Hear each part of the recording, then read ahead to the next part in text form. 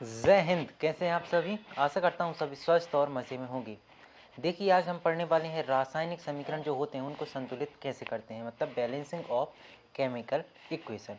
ठीक है, हम बहुत ही अच्छे मेथड से देखने वाले हैं कि चाहे इजी हो, चाहे मॉडरेट हो, चाहे कोई हार्ड क्वेश्चन हो, अगर आपके पास में आता है कि इसको आपको ये बैलेंसिंग करना है तो आप बहुत ही आसानी से इस इक्वेशन को बैलेंसिंग कर सकते हैं इस मेथड से। ठीक है, इसका नाम क्या है? इस मेथड का नाम है अलजेब्रिक मेथड, या फिर हम बोलते हैं बीजगणितीय विधि। ठीक है, अब इससे कैसे होता है हम आपको बताते हैं। जैसे मान के चलिए आपके पास क्वेश्चन है। क्या क्वेश्चन है आपके पास में? आपके पास क्वेश्चन है C2H6 किसका फॉर्मूला है? बेंजीन का। ठीक है, प्लस O2, और आपके पास में फॉर्म क्या होता है? आपके पास रिएक्शन होती है इन दोनों की, तो फॉर्म होता है आपके पास में कार्बन डाइऑक्साइड, और साथ में क्या होता है आपके पास में? पानी। ठीक है, अब ये दोनों फॉर्म हो रहे हैं तो हमने बोला कि इस एल्जेब्रिक मेथड से हम क्या करेंगे, ये संतुलित करेंगे कि यहाँ पे कितना आएगा। ठीक है, यहाँ पे कितना आएगा, यहाँ पे कितना आएगा, और यहाँ पे कितना आएगा, नंबरिंग कितनी होगी कि ये बैलेंस हो जाए, कि इस साइड भी बराबर हो और इस साइड भी बराबर हो। ठीक है, तो हम कुछ नहीं करेंगे। एल्जेब्रिक का मतलब जैसे हम वहाँ पे एक्स वाई जेड मान लेते हैं, ABCD में से कुछ भी, तो हम यहाँ पे मान लेते हैं कि यहाँ पे हम इसको मान लेते हैं, इसके आगे A, यहाँ पे मान लेंगे हम B, यहाँ पे C, यहाँ पे D। आगे कोई और प्रोडक्ट होता तो हम आगे और इसको ABCD को बढ़ा सकते, EF के आगे भी जा सकते थे। ठीक है, अब हम क्या करेंगे? हम कुछ नहीं करेंगे। अब यहाँ पे हम एक साइड लिखेंगे जो जो हमारे पास कंपाउंड है उसका नाम, और यहाँ पे हम लिखेंगे रिएक्टेंट, मतलब अभिकारक कौन कौन से हैं, और प्रोडक्ट मतलब उत्पाद कौन कौन से बन रहे हैं। अब अभिकारक में क्या है? सबसे पहले हम कार्बन के लिए लिखेंगे, फिर क्या है हाइड्रोजन, तो हाइड्रोजन के लिए लिखेंगे, और फिर ऑक्सीजन है तो ऑक्सीजन के लिए लिखेंगे। ठीक है, बात क्लियर है? क्या लिखना है यहाँ पे? हम देखेंगे यहाँ पे देखो कार्बन है, कार्बन के यहाँ पे 2 लिखे हैं, तो हम लिखेंगे कार्बन के सामने कितने लिखे हैं? A लिखा है, तो हम लिखेंगे यहाँ पे 2A लिखेंगे। इस साइड तो और कहीं तो कार्बन है नहीं, लेकिन इस साइड आप देखो कार्बन मिल रहा है केवल हमें किसमें? C में। यहाँ तो मिल नहीं रहा है, तो क्या है? एक ही मिल रहा है, तो हम लिखेंगे केवल यहाँ पे C। अगला देखेंगे हम हाइड्रोजन, तो यहाँ पे देखो 6, यहाँ तो है नहीं, तो हम लिखेंगे 6, किस 6 के आगे क्या है? A है, तो A लिखेंगे, बराबर यहाँ पे देखो आपके पास में हाइड्रोजन है ना, यहाँ पे मिल रहा है हमें, किस में मिल रहा है? D में, तो लिखेंगे D, और हाइड्रोजन संख्या 2 है तो यहाँ पे लिखेंगे ये 2D। बात क्लियर है? ऑक्सीजन देखो यहाँ पे मिल रहा है केवल B में, कितने मिल रहे हैं? 2, तो यहाँ पे हम लिखेंगे 2B, बराबर यहाँ पे ऑक्सीजन यहाँ पे मिल रहा है और यहाँ पे मिल रहा है, C में कितने मिल रहे हैं? 2, तो यहाँ हम लिखेंगे 2C। अब आगे प्लस का निशान है तो यहाँ पे लगाएंगे प्लस निशान, और D में मिल रहा है 1, तो केवल यहाँ पे लिखेंगे 1। अब क्या करेंगे? अब हमें कुछ नहीं करना, हम किसी भी एक को मान लेंगे, एक, चाहे A को 1 मान लें, चाहे B को 1 मान लें, चाहे C को 1 मान लें, जिससे हमें आसानी पड़ जाएगी।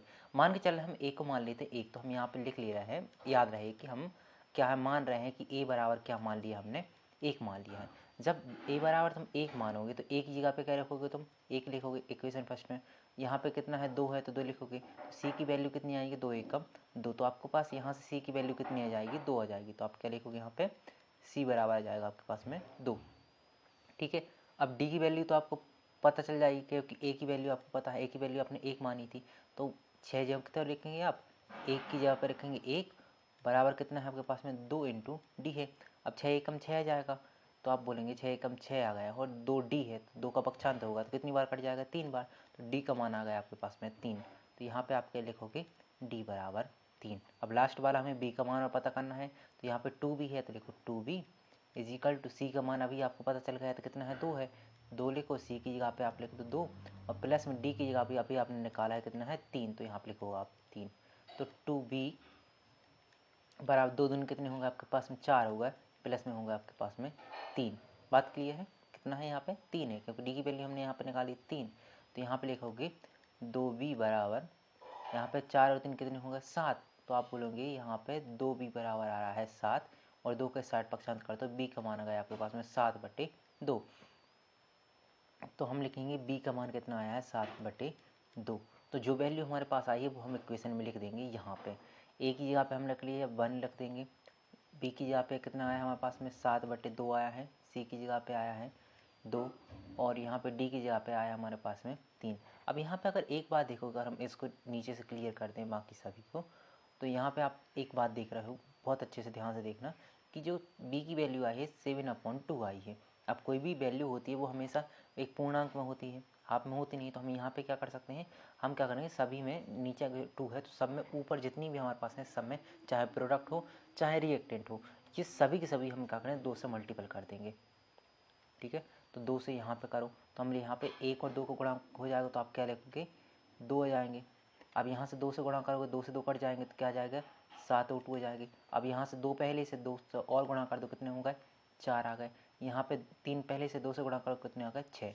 तो अगर इक्वेशन को आप जमा के लिखो, क्या लिखोगे 2C2H6 प्लस 7O2 और यहाँ पे बन जाए 2 दूनी 4 CO2 प्लस 6 H2O। अब मिला के देख लो, कार्बन की संख्या कितनी है यहाँ पे 2 दूनी 4, तो यहाँ पे कितनी है 4 ही है।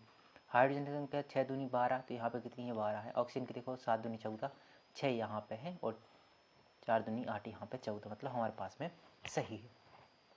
ठीक है, कोई दिक्कत समस्या परेशानी इसमें नहीं होगी। क्या हम एक और देख लें, ठीक है, क्योंकि एक हो सकता है आपको ना आया हो समझ में, हम एक और आसानी से जल्दी से देखते हैं। 8 या 10 मिनट के अंदर ये वीडियो कवर हो जाएगी, आपको जल्दी से समझ आ जाएगा।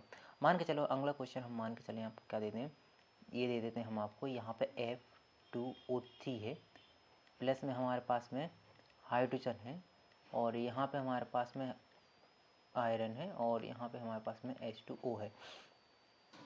अब इसमें भी हम करते हैं वही, सबसे पहले इसको A मान लेंगे, इसको B मान लेंगे, इसको C मान लेंगे, इसको D मान लेंगे। ठीक है, तो यहाँ पे लिख दो, यहाँ पे रिएक्टेंट है, यहाँ पे प्रोडक्ट, और यहाँ पे पहले है हमारे पास आयरन है, फिर ऑक्सीजन है और फिर हाइड्रोजन है। जैसा हम करते आए हैं वही करेंगे। ठीक है, अब यहाँ पे देखो आयरन की संख्या कितनी है 2 है और इसके अंक कितना है A है, तो हम यहाँ पे क्या लिखेंगे 2A, और कहीं तो आयरन है नहीं इसमें। अब आ जाएंगे प्रोडक्ट में, क्या है केवल C के यहाँ पे 1 है तो लिखेंगे C। अब ऑक्सीजन देखो 3 है, ऑक्सीजन की संख्या 3 है तो 3 एकम 3, तो 3A इजिकल टू, यहाँ पे ऑक्सीजन की संख्या A है केवल D में है तो वो लिखेंगे D।